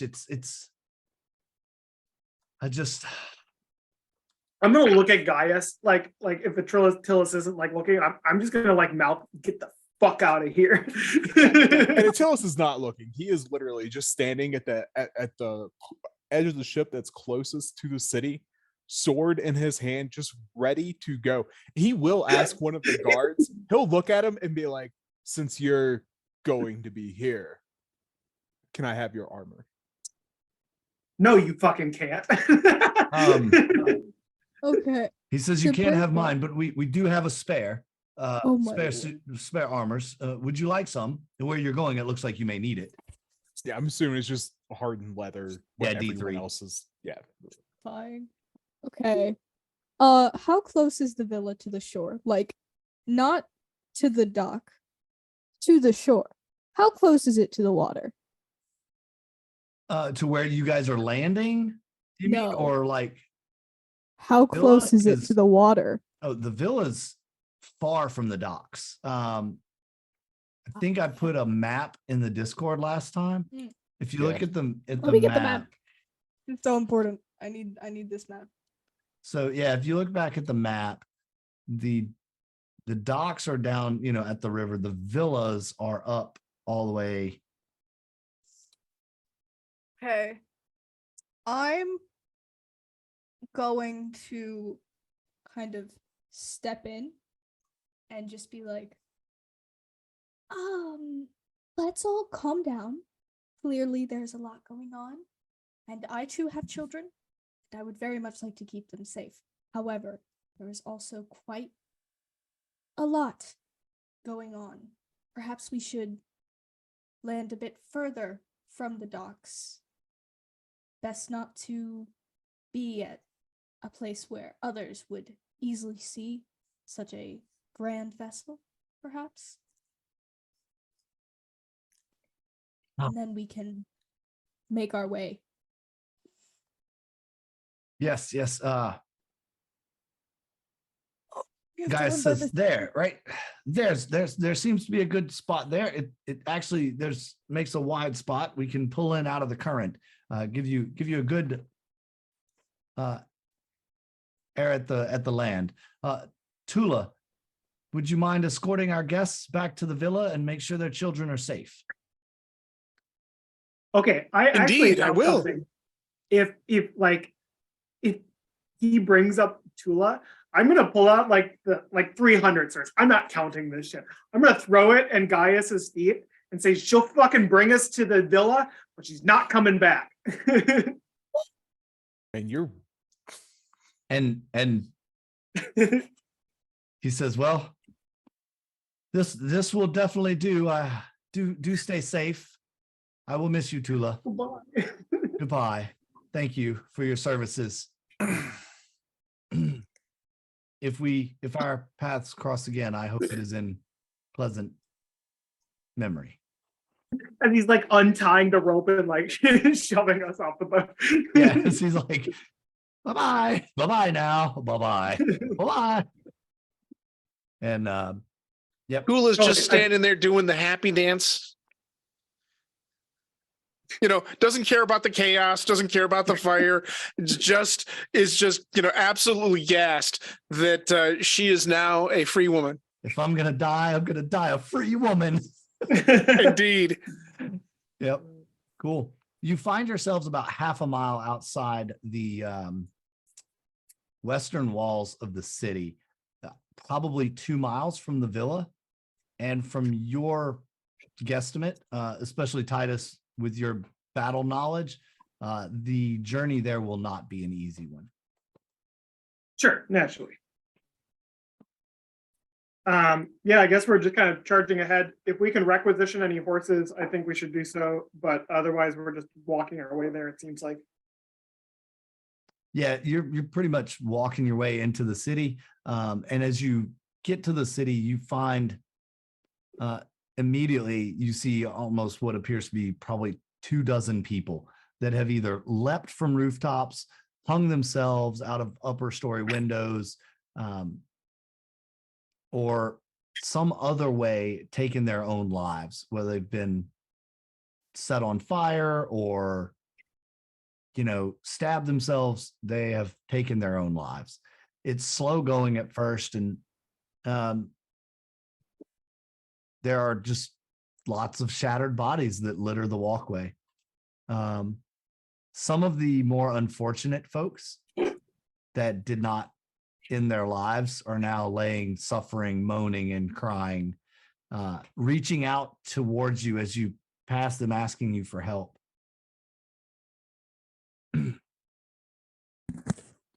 So sand check? No, but I need luck rolls. Oh, great. Oh, not today. Is that just a 50-50, right? Yeah, just 50-50. Well, I mean, you have a luck score. If you have used luck. Oh, yeah, it that's would right. be your Yep, luck it's not score. like Delta Green. You actually have a luck score in Call of Cthulhu. Delta Green, it's a 50-50. But you can use luck points. I think Tula is the only one who's used a luck point. No, I haven't think used any, and I didn't see luck as a stat on mine. So whatever. Well, okay, it's below powered next to sanity. Yep. Okay. It's a stat, not a skill. I fucked up. Oh, I'm Uh, good. so- 35 on 45. Whatever happens to you guys, I don't give a shit. What'd you roll, Servia? 63 on 60. Okay. Not bad. Wait, can you spend some luck on your luck rolls? I don't think you can because it has to You be You can never under- spend, because when you You spend could never it, spend enough. You could never Yeah. spend Yep. enough. You can never spend enough. That's right. Tula, pass or fail? 83 is in fact a fail. Yep. So Unlucky. as the three of you kind of try to step through this pile of bodies that's blocking the walkway here, a hand reaches out and each one of you is grasped by the ankle. Make a dodge roll. if I or- pass, do I still have to? Hmm? If I pass, do I still have to? if you pass your luck roll, Oh, no, luck- only those who fail. Okay, not me then. You said dodge roll? Yep, a dodge. No. Or you can no dodge. Half decks. Half dex. I That's failed. worse. 36 on 30. Oh, my good luck got wasted last session. Now that you're in the thick of it, you can't roll for nothing. I'm guessing a 98 is a fail. Yeah, Yeah. Yeah. missed it by that much. Unless you're the Flash. Yeah. All right. As the three of you are kind of grasped, you can't really move. Titus, you see your friends. I don't know who was first in the marching order. Probably Titus or Attilas, kind of shoving each other out of the way for first place fighting. But you see everyone else kind of stops and you are all alone. Titus, you make your way through this. You look around for a moment, you're by yourself. You look back and they're all kind of stuck in this mound of bodies. Sure. Can I mean, I Fuck around, lose some hands. So I'm gonna start wading into it like it's so much brushwork.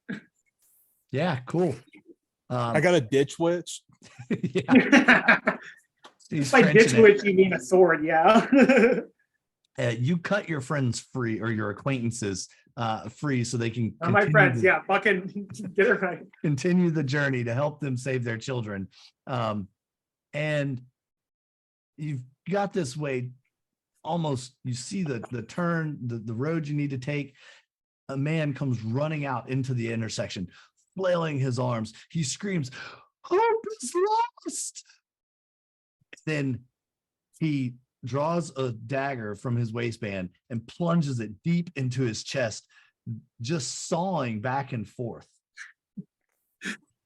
and crashes into a full cart of grapes. The produce goes sprawling all over, blood covering everywhere. And everybody, now you can take that sanity check that you wanted a minute ago. I didn't want it. Everyone else was demanding. I knew it was going to come. Fine. You knew this was going to happen. I got a 4. Fuck you. I have my sand is literally untouchable. Untouchable. You're on point, man. I've lost 3. This shakes me for some reason. Passed. All right, Titus, give me D2, 1D2. Oh, I failed. Yeah, 1D2. Yeah. Everybody else. Oh, just takes 1d2. Yeah. I only lose 1. All right. It's All fine. right. Yeah, you only lost 1 too, then. So you're not no worse than Yeah, me. we're all just kind of like, yeah, this is Rome, baby. We're all going insane at the same rate. Yeah. All right. You're making your way through the city at this point. You're probably a quarter of the way to the villa. And you round another corner and you see a group of maniacs. They're pitching torches onto a doorway. This group has kind of filled the entryway with broken chairs, a table, and you hear people screaming from the other side of the door as flames start to engulf the doorway.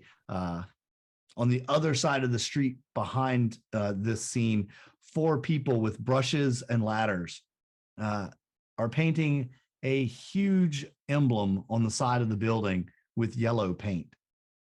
So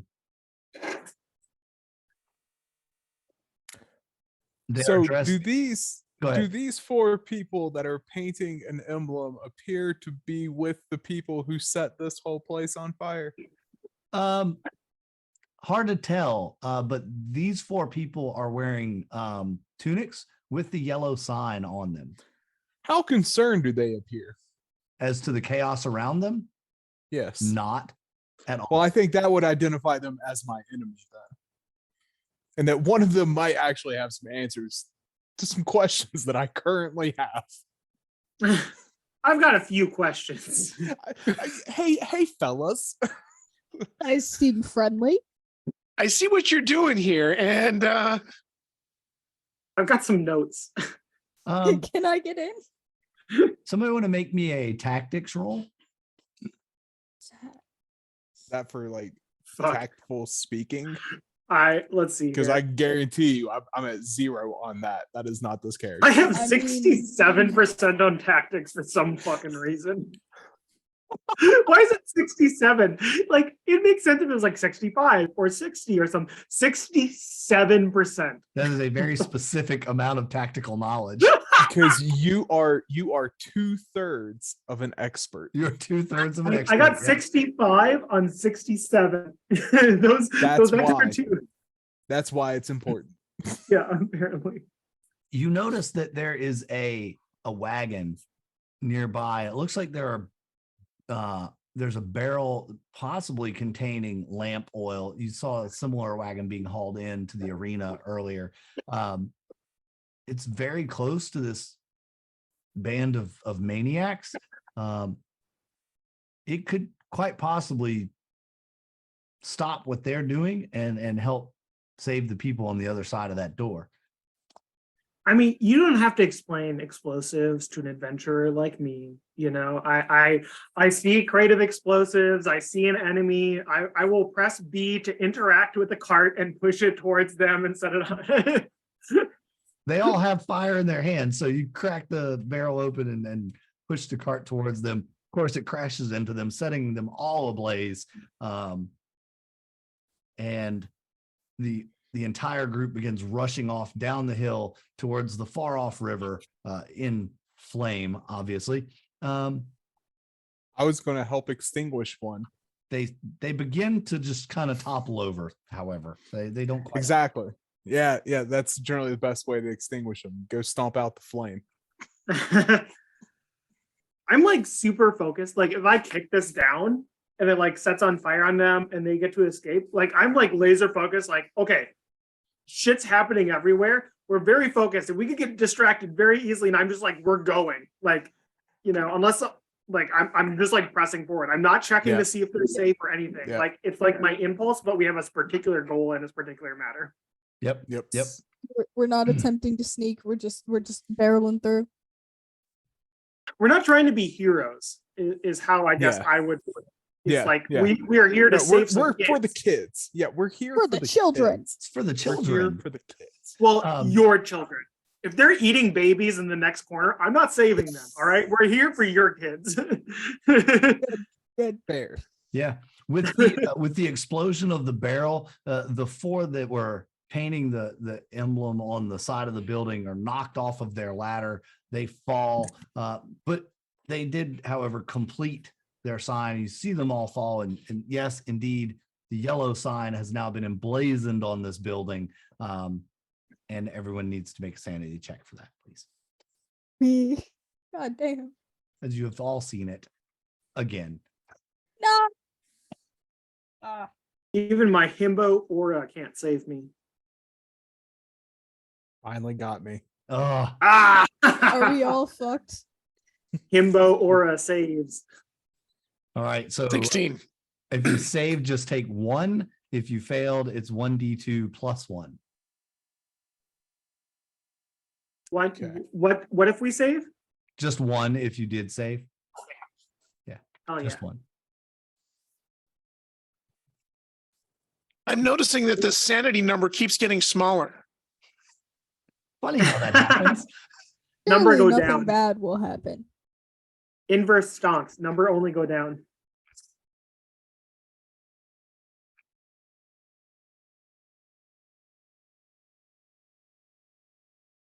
All right. You've kind of cleared this area out and ready to move on, making your way through the city. More people jumping out of windows, more buildings starting to be set afire by this mob that just seems to be panicked and running through the streets. You hear people screaming strange things, and you see just mobs murdering what appear to be innocents. However, as you mentioned before, you are laser focused. You have a mission. You're here for the kids. We've got to get to the villa. You round the corner, and there is another mob of about 12, all just barreling down the street, various weapons from swords to clubs to bows to fiery sticks. 4 of them just rush right past you, totally ignoring you, as if you're just not even there. They don't even see you. 8 others stop, stare at you with murderous intent in their eyes. We have seen him. We have seen him.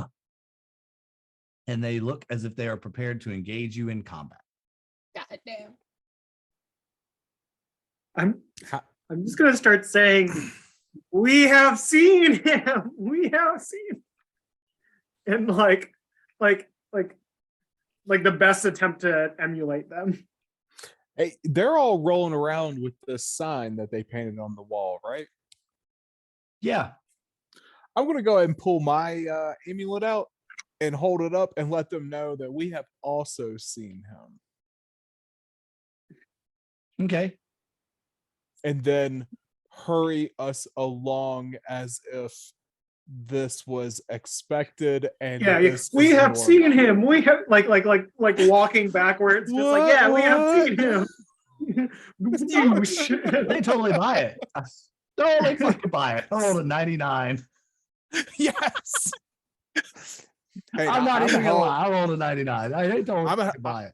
So yeah, yeah, I mean, that's yeah, not how that's supposed to happen in the game, the way it was written, but that's a nice play. we Scooby Doo out of there. We saw him. Yep, That's a whole ass Scooby Doo moment. totally.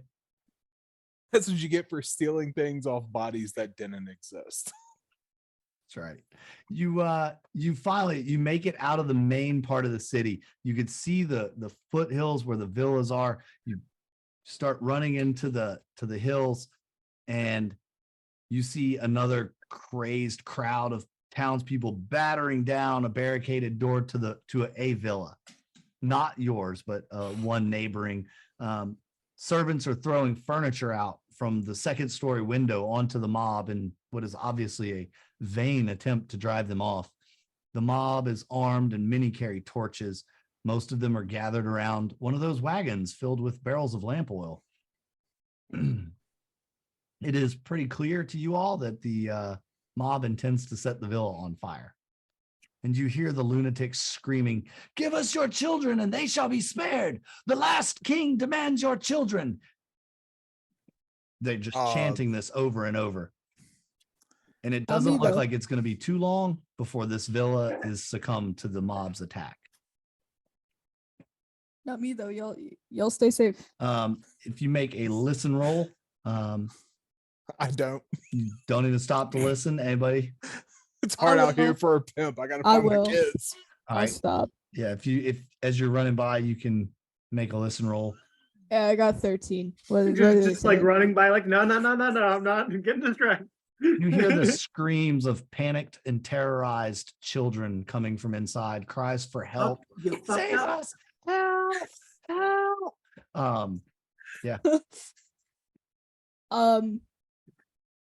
I'm gonna Al, look at the villa. Servia, the one person with potentially morals between all of us, you know. Out of everyone, I am the one with morals. I look at the villa. I look at how far are we from ours? Not far. It's just a few villas down. Okay. I'm gonna run up to someone and be like, should we not stop them? They're going to kill children. We will get ours first, and then we will come yes. back. I'm gonna like At least- walk behind Servia, we like, put go- my hands over her ears, and then just like push her forward.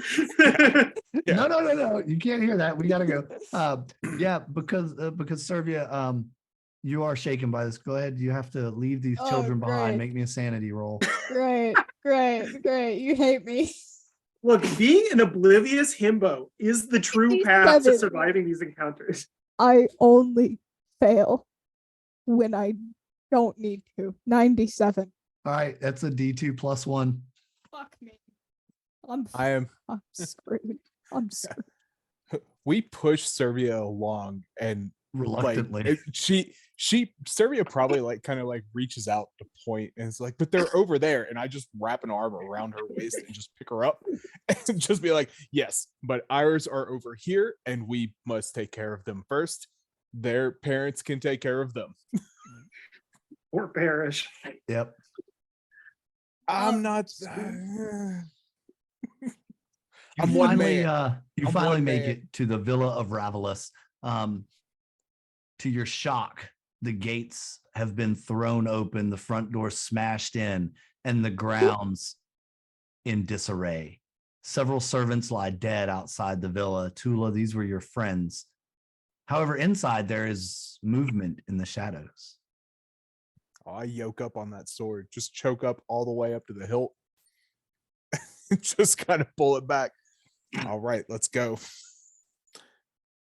I'm letting Attilius lead. Yeah, that's fine. I guess I will begin to. I will attempt to move stealthily, knowing that there are people inside, so that I can hopefully see them before they see me. And I am not successful at doing that. Okay. I'm super not successful at doing that. You actually trip over one of the dead servant bodies outside and Make a very make loud a- clatter. Oh, son of a bitch, damn dead That's right. body. Why do you have to be in my way? As I scoop up my sword, I'll take a dagger off a dead body just in case, and Yeah, sure. keep going. You've announced your presence. However, once you get into the shadows and your eyes kind of adjust, you notice there are about 10 servants and slaves that are left huddled together, kind of just sitting there, crying, shaking, in various states of shock as to what has happened.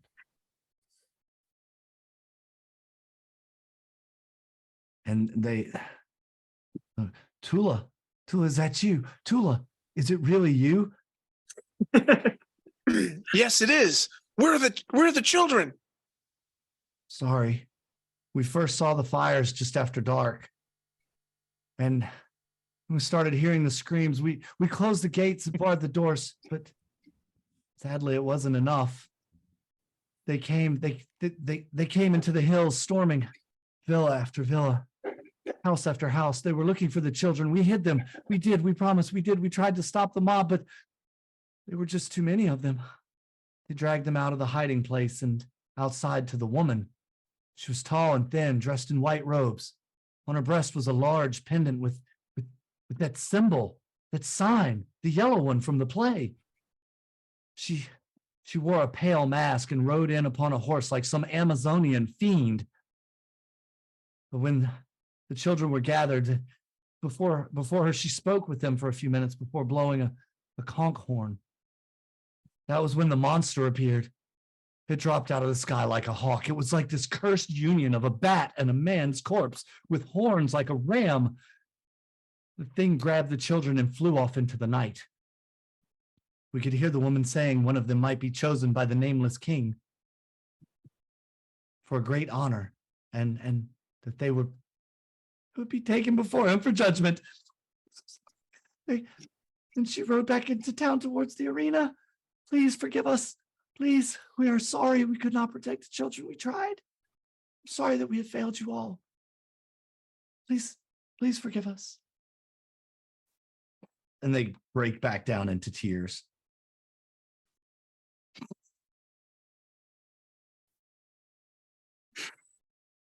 These aren't my kids, so I'm not, I don't say shit.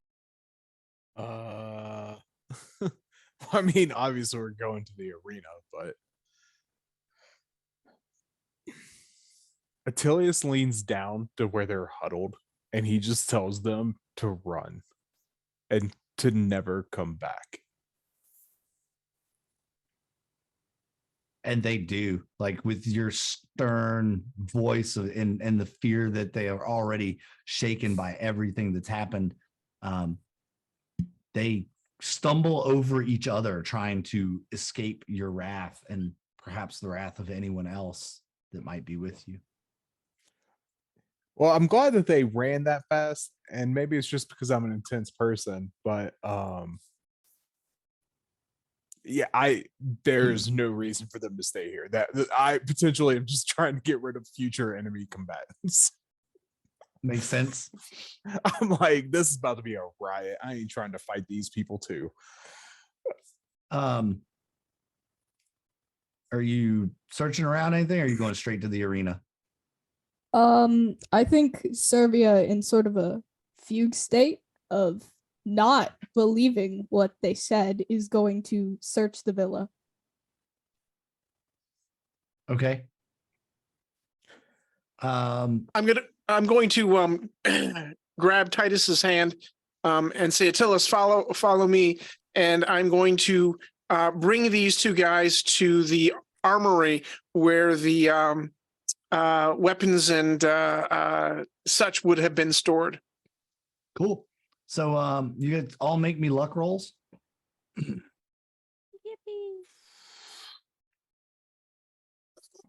Pass the luck check. Your kids are just here somehow. that's what he's checking. Yep, kids are all fine. They were just hidden in the. Kids are fine. They were just fine. I lied. They're just having a laugh. No, they're That's not like- here. Sorry. Oh. Just missed. All right. The one Ooh. set of steel armor that would fit Attilius is cracked. It is split. It is just not useful anymore. Yeah, I've got I'll my own armor. Yeah, I'll get my hardened leather armor out of my room. Yep. So anything that if you all did make your Attilius is the only one that failed the luck roll, right? So that was the fail. So you go to your room, all of your belongings are there. Anything that you need to take was saved. Yeah, literally the leather armor was the only thing I couldn't carry on me.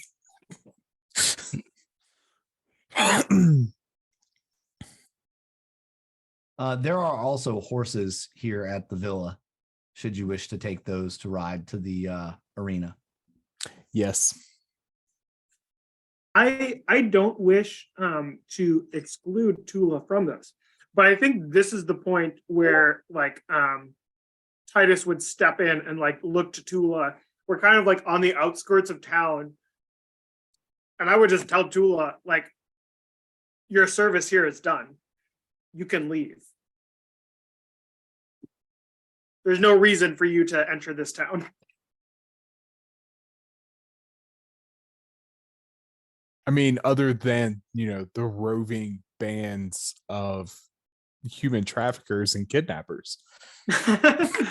I'm just saying. I mean, I think there's other more than that, traffickers there's inside no of town reason. than outside of town, you know? Other than that, there's no reason for you to hang out.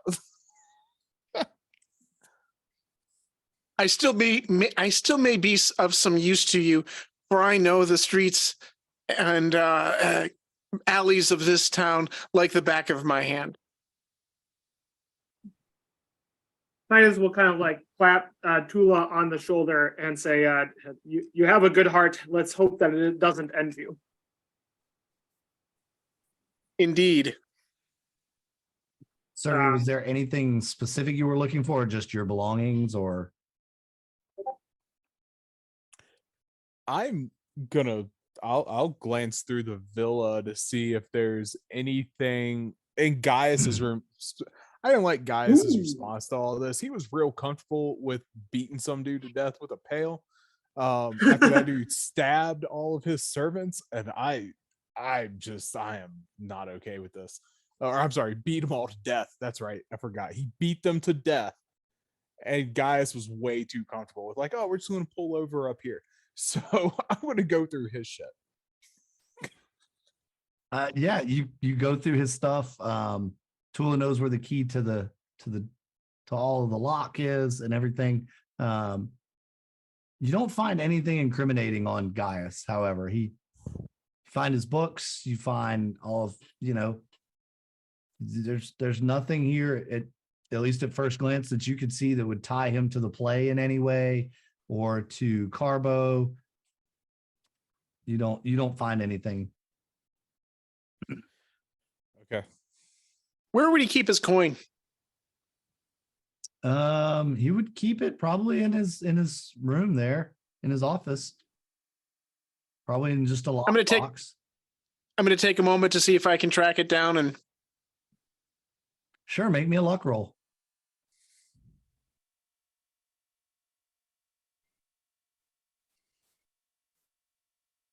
Passed. All right. You find a small box. It's a small metal box with a simple, intricate lock on it. Probably has about 1,000 coin in it. Surely this isn't his main safe, but that should set you up quite nicely to get started. Indeed, traveling money. I am going to, kick over stuff in the room, make the room look like it was ransacked, and grab the box. Yeah, you don't have to do too much. This room was pretty much torn apart, but it doesn't look like they were looking for valuables, obviously. Servia, anything in particular?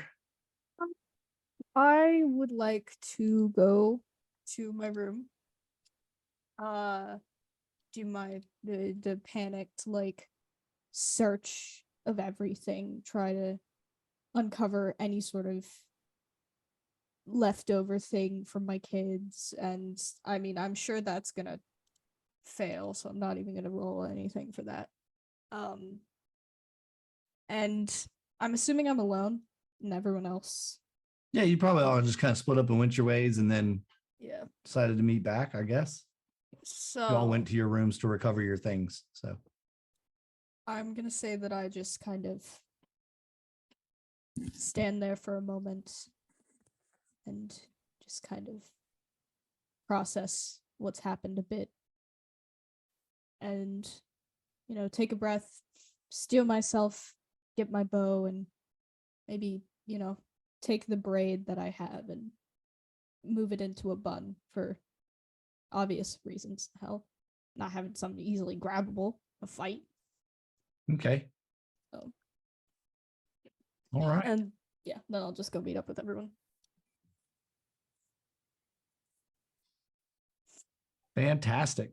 You all meet back up as down in the entry of the villa. You remember that the children said they were going horseback riding, so the horses must be here somewhere.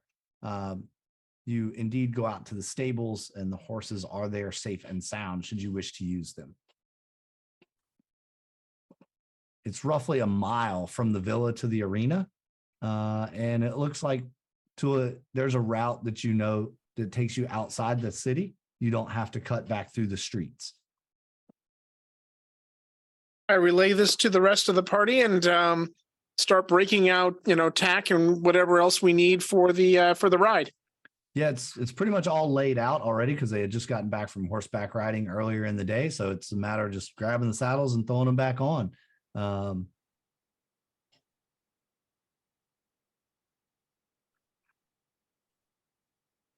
And jump on the horses, and away you all go outside the Villa of Ravelus.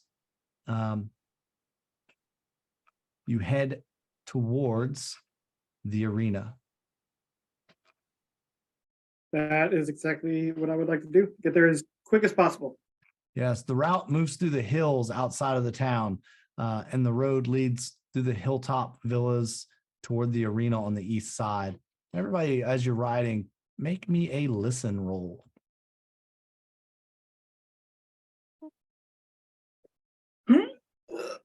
Nope.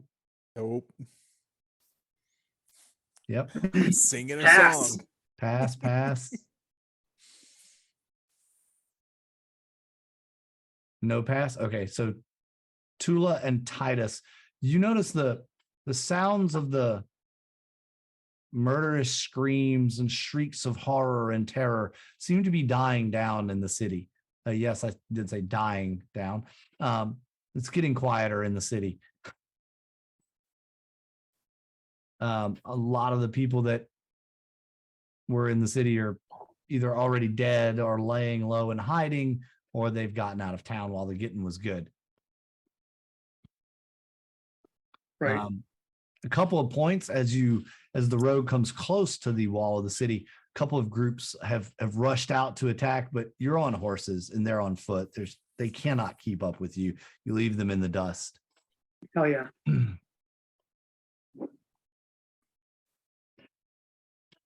And as you're riding, you hear a shriek out of the sky, a scream of terror, perhaps. And you look up above you from where the sound comes, and out of the inky night sky, you first see a boy of perhaps 5 years moving through the air, matching pace of your horses. He flails about frantically, crying out for help. As your eyes focus on that, you see he is not moving of his own accord, but yet being carried. There, matching the night with its midnight black fur, is the creature described by the servants of the villa, with huge wings and long claws. Curved ram's horns, the creature stares down at you all. It tilts its head, its eyes filled with intelligence and curiosity. Quietly flapping its wings, it flies further away. And this has been United Adventure Company's presentation of Call of Cthulhu's Ripples from Carcosa. 3 scenarios exploring Hastur, Carcosa, and the King in Yellow. The cast is Starless as Attilas Blasio, Alistair as Sarvia Mesa, Frankie as Titus Fulvus, and Diamond as Tula. Your keeper for tonight has been Jackal Crossing. If you've enjoyed this video, please do us a favor, hit that thumbs up like button and let us know just how much you've enjoyed it. Also, you can click subscribe so you can get notified every time we post new content on this or any of the other games that we play. Looking for a way to support the channel beyond those two? Then jump down to the description and click the link to the Patreon page, where you can join Nathan, Aaron, Two Wolf Design, and Lord Thorin in their support of our channel. Want to hang out with the cast and crew? Then join the Discord. That link's down in the description as well. We can't wait to see you there. Until next time, stay safe and make that sand safe.